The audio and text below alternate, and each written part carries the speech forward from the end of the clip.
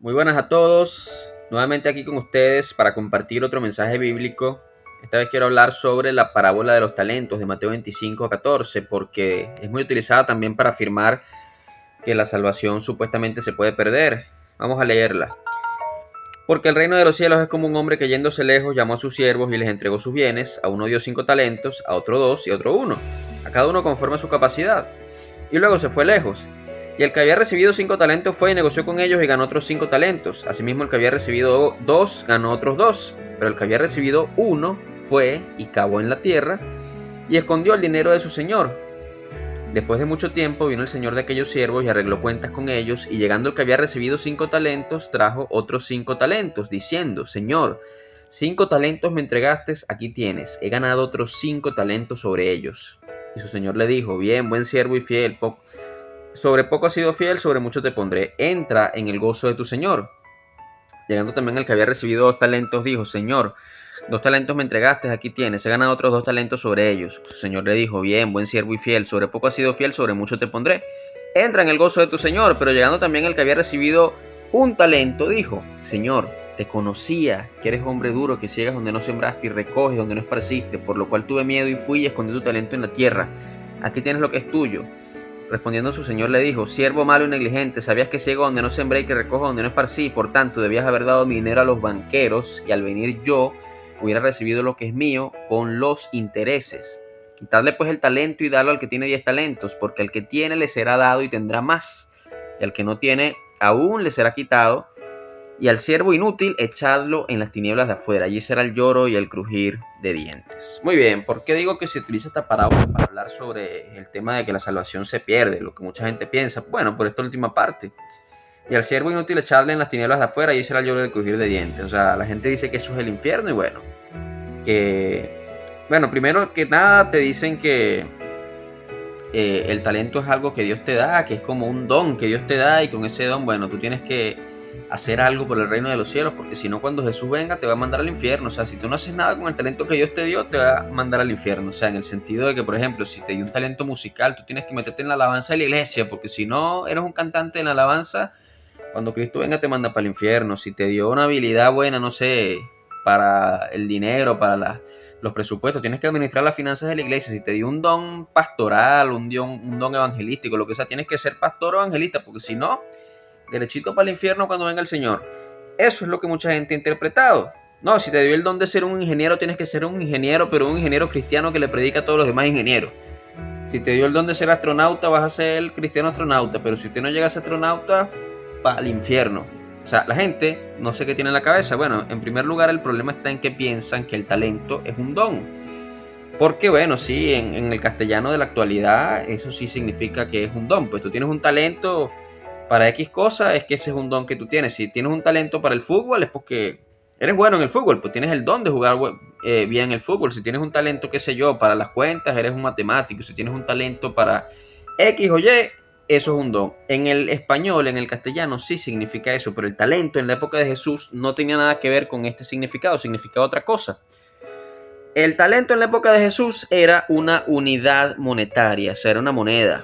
Como decir en Perú el sol, como decir en Estados Unidos el dólar, como decir, o sea, X moneda, la moneda de tu país. Eso era un talento en la época de Jesús. No tenía absolutamente nada que ver con los dones. Incluso hoy los ministros y las personas cristianas creen que sí y hablan de eso, y no tiene nada que ver. En la época de Jesús era una unidad monetaria.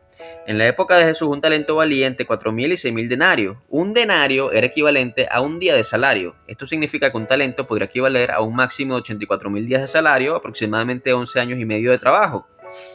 Tiene su origen en Babilonia, pero se usó ampliamente en todo el mar Mediterráneo durante el periodo helenístico y la época de las guerras púnicas.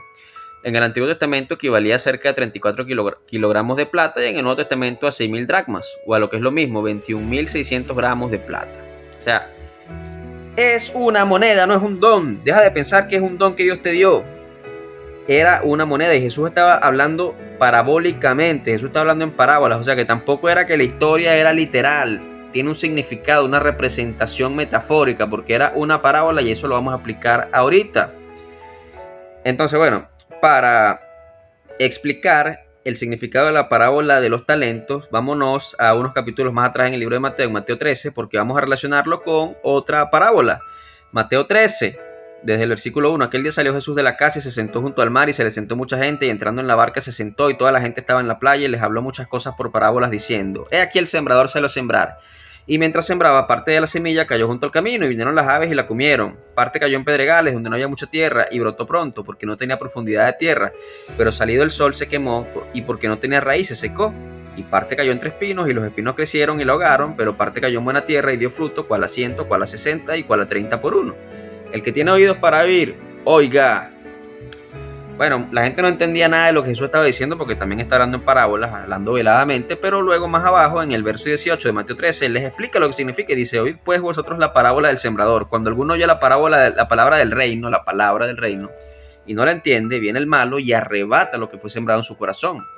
Este es el que fue sembrado junto al camino y el que fue sembrado en pedregales, este es el que oye la palabra y al momento la recibe con gozo, pero no tiene raíz en sí, sino que es de corta duración, pues al venir la aflicción o la persecución por causa de la palabra, luego tropieza. Y el que fue sembrado entre espinos, este es el que oye la palabra, pero el afán de este siglo y el engaño de las riquezas ahogan la palabra y se hace infructuosa. Mas el que fue sembrado en buena tierra, este es el que oye y entiende la palabra y da fruto y produce a 100, a 60 y a 30 por uno. Fíjate que hay dos componentes, el que oye y entiende. De nada te sirve que oigas si no entiendas. Si no entiendes.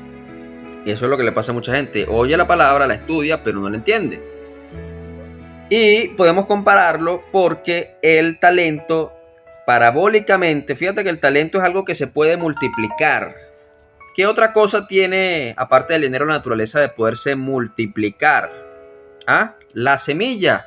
Tú siembras una semilla, la semilla se multiplica y da un fruto.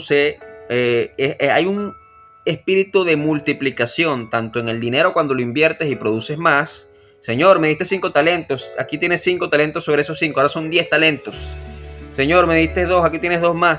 Hay una multiplicación del dinero, al igual que con la semilla. Jesús aquí explica que la semilla que no da fruto, bueno, la que no tiene raíz, la que se secó por el afán de las riquezas, la de las pruebas, pero hay una que sí se multiplicó y produce a 100, a 60 y a 30 por uno. Hay una relación entre estas dos parábolas. ¿Por qué? ¿Qué es lo que la palabra de Dios produce? La fe viene por el oír y el oír la palabra de Dios. Entonces, ¿qué es el talento parabólicamente hablando y qué es la semilla? Bueno, el talento es la fe o la palabra. ¿Por qué? Porque la fe viene por el oír, ¿qué? El oír la palabra de Dios. Cuando oyes la palabra y la entiendes, viene la fe. Entonces la palabra de Dios, como Jesús mismo lo dijo, es una semilla. ¿Qué es lo que el Señor le da? Talentos. El Señor lo que les da es la palabra. Y entonces a unos les da más palabra que a otros. A uno le dio el valor de 5 por la palabra, a otro le dio el valor de 2 y a otro le dio el valor de 1. Cada uno conforme a su capacidad. La revelación que tienen las personas cuando son llamadas por Dios es de la palabra. Dios va a demandar un fruto de fe mediante el oír esa palabra y el fruto es la salvación. O sea, yo se los voy a aplicar en palabras simples. Cuando Dios quiere que una persona sea salva, primero comienza con el llamado, se le empieza a predicar la palabra. La persona al principio no lo va a entender, pero va a decir, bueno, ¿sabes qué? Yo reconozco a Jesús como mi Señor, yo me entrego a Él, de ahora en adelante te voy a servir y voy a buscar de ti. Entonces la persona empieza una vida de oración, de lectura de la Biblia, de ayuno, de congregarse, de buscar a otros hermanos. Ahí está siendo llamada esa persona. Esa persona quizás crea que es salva, pero como no está segura de su salvación, realmente no es salva. Dirá, bueno, mira, a mí Dios me habla todos los días, yo siento su presencia, yo seguro soy salvo porque estoy viviendo en santidad. Esa persona está en un llamado, o sea, se le entregó el talento, se le entregó la palabra, se sembró la semilla, pero todavía no ha dado fruto. ¿Por qué? Porque el fruto lo va a dar cuando sea escogido. ¿Y cuándo es escogido? Las personas son escogidas, ¿por qué? Porque Dios tiene preferencia, porque hace sección de personas, porque me gustó más fulano que mengano. No, la persona es escogida cuando da fruto. ¿Y cuándo da fruto? Cuando la persona cumple los 2 requisitos que el Evangelio demanda: arrepentidos y cree del Evangelio. Cuando tú cumples esos 2 requisitos, que te arrepientes, o sea, te reconoce como un pecador inmundo y inmoral ante los ojos de Dios, que no puede dejar de pecar, que pecará hasta el día en que muera, y crees el Evangelio, el hecho de que Cristo Jesús pagó por los pecados del pasado, del presente y del futuro. Cuando tienes esa revelación, tú naces de nuevo. Y entonces, en ese momento, tú has dado el fruto de la salvación, el fruto de la fe. La fe es uno de los frutos del Espíritu. Y entonces eres escogido. Eres como el siervo que multiplicó el talento, que le dieron 5, multiplicó 5, que le dieron 2 y multiplicó a 2. Vamos a leer otra parábola para relacionarlo. Mira, Mateo 13:31. Otra parábola le refirió diciendo: el reino de los cielos es semejante al grano de mostaza que un hombre tomó y sembró en su campo, el cual a la verdad es la más pequeña de todas las semillas, pero cuando ha crecido es la mayor de las hortalizas y se hace árbol, de tal manera que vienen las aves del cielo y hacen nidos en sus ramas. El reino de los cielos y la palabra y la fe viene siendo lo mismo. Mateo 17:20. Jesús les dijo: por vuestra poca fe, porque de cierto os digo que si tuvierais fe como un grano de mostaza, fíjate, está relacionando de nuevo la fe con la palabra, diréis a este monte: pásate de aquí a allá, y se pasará, y nada os será imposible. Nuevamente relaciona la fe con semillas, porque tienen mucho que ver. Romanos 10:17. Así que la fe es por el oír la palabra de Dios. Isaías 55:11. Así será mi palabra que sale de mi boca, no volverá a mí vacía, sino que hará lo que yo quiero y será prosperada en aquello para lo que la envíe. La palabra es una semilla y tiene que producir fe, porque la fe es uno de los frutos del Espíritu. Gálatas 5:22-23. Más el fruto del Espíritu es amor, gozo, paz, paciencia, benignidad, bondad, fe, repito, bondad, fe, mansedumbre, templanza. Contra tales cosas no hay ley. Entonces, concluimos que la fe es igual al talento que tú puedes multiplicar. Se te entrega una semilla, tienes que multiplicar esa semilla. Se te entrega un talento, tienes que multiplicar ese talento, dar el fruto de salvación. Hay fe para recibir milagros, hay fe para que Dios te conceda cosas si le pides con fe. Dios en el llamado concede cosas a la persona que tiene fe. Si le pide, Dios lo ayuda, Dios lo bendice, Dios lo puede sanar, Dios lo puede prosperar, Dios le puede salvar el matrimonio. Dios puede hacer todas esas cosas que las iglesias de la prosperidad se la pasan prometiendo. Claro que sí, y Dios lo quiere hacer. Pero la fe para salvación es la fe de que Cristo pagó todos y cada uno de mis pecados y yo no tengo que yo no tengo que pagar ninguno de esos pecados, que yo no puedo cometer ningún pecado que ya me pueda condenar, porque ya Cristo fue condenado en mi lugar. Esa es la fe que Dios quiere y esa es la fe que salva. No es lo mismo la fe para pedirle cosas a Dios. Dios, por favor, en el nombre de Jesús dame esto. No es lo mismo que la fe para ser salvo. La fe para ser salvo es la fe en lo que Cristo dijo, y lo que Cristo dijo es que tienes que creer el evangelio. ¿Y qué es el evangelio? El hecho de que Él dio su vida por ti. Tú no puedes poner la fe en lo que a ti te dé la gana. No, bueno, mira, yo creo, pero también creo que si yo peco me puedo ir para el infierno. Si yo empiezo a vivir una vida de pecado, me voy para la discoteca, fornico, me drogo, me emborracho, adultero, ya perdí mi salvación. No, porque Cristo dijo que pagó por todos tus pecados. No, hermano, pero es que si tú dices eso, entonces la gente va a empezar a hacer lo que le dé la gana. Que hagan lo que les dé la gana, ya después se la van a ver con Dios, porque Dios, nadie juega la pelota con Dios. Dios le va a traer disciplina. Le puede pasar incluso como Ananías y Zafira, que murieron por andarle mintiendo al Espíritu Santo. Pero no puede ser condenada una persona que haya sido salva, porque Dios no es mentiroso. Dios promete que el que cree en Él tendrá vida eterna y nadie arrebata sus ovejas de su mano. Entonces, la salvación está asegurada para el que cree. ¿Me entiendes? Así que bueno, hermanos, ¿qué les puedo decir? Si tú no crees las cosas que Jesús dijo, que la Biblia dice, de nada te sirve tu fe. Porque no es fe en lo que a ti te da la gana, no es fe en la fe, es fe en Dios y en lo que Dios dice. Y si Dios dijo que A es porque A es A. No te vas a ir para C o para D, es A. Es la ruta que Dios te dijo. La hoja de ruta de la fe que Dios te dijo para ser salvo. Porque si no, te va a pasar como el siervo que escondió el talento. Eso representa a la gente que dice: ¿y si yo sí tengo que hacer algo? No, yo mejor no termino de creer completamente que Cristo pagó por todos mis pecados porque me da miedo. Y si después resulta que cuando Cristo venga yo sí tenía que hacer algo, tenía que por lo menos guardar la santidad un poco, porque si no me desecha y me manda para el infierno. No, yo mejor no pienso en eso. ¿Sabes qué? Yo voy a ponerme a predicar, yo voy a ponerme a hacer buenas horas, yo voy a ponerme a orar todos los días, ya veremos ya. Pero voy a esconder mi talento. Escondes la fe, escondes la palabra y no terminas de creer, y cuando Cristo regrese no te conoce porque no le multiplicaste. No, Señor, tuve miedo porque yo sé que tú eres duro. Mira, hermano, si usted por cobarde, por miedoso, no termina de creer el evangelio, le va a pasar como ese siervo, será echado en las tinieblas de afuera por no creer. Entiéndelo, deja el miedo, deja la cobardía, cree en Jesús, créele a Jesús. Yo también al principio estaba procurando entrar. También era una persona que creía que tenía que vivir en santidad y cumplir mandamientos para ser salvo. y en algún momento me di cuenta que no podía cumplirlos, que era imposible. Pero también sentía en mi interior esa punzada que me decía, confía en mí. Yo sentía esa punzada que me decía, yo pagué por todo. Yo sentía esa punzada en mi corazón que me decía que ya yo estaba seguro si yo creía en Él. Pero también me encontraba con ciertos versículos que yo no entendía por qué parecían apuntar a que la salvación se puede perder, por qué parecían apuntar de que yo tenía que esforzarme al máximo, porque si no iba a perder mi salvación. El que persevera hasta el fin, ese será salvo. Y yo tenía esa duda de por qué me encontraba con ese tipo de versículos, que no los entendía, hasta que Dios me lo reveló todo.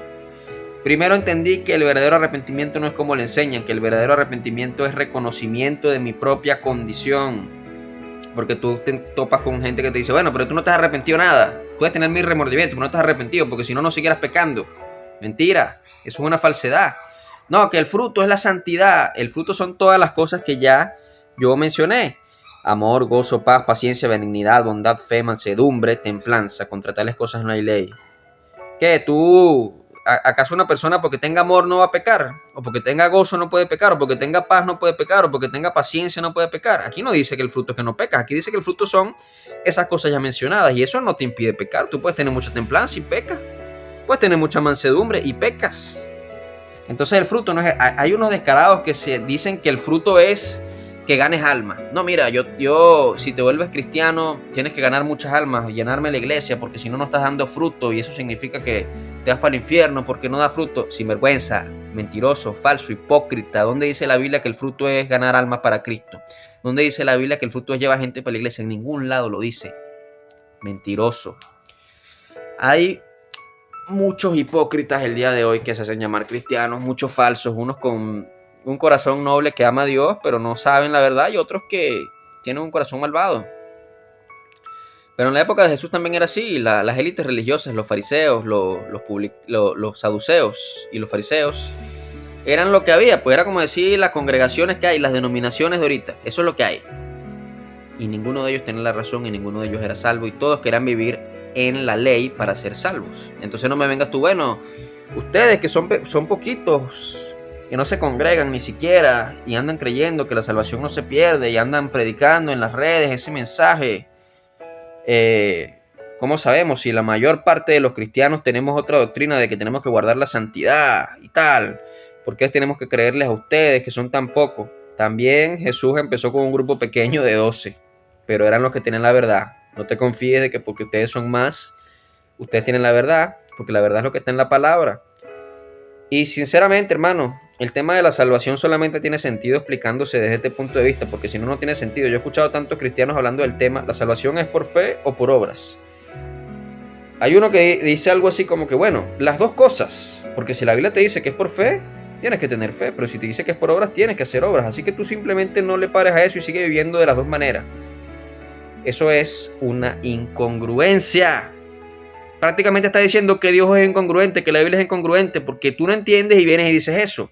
Entonces es una hipocresía. Dios no es incongruente, solo que tú no lo entiendes. Dios no es incongruente. Busca las maneras de entender.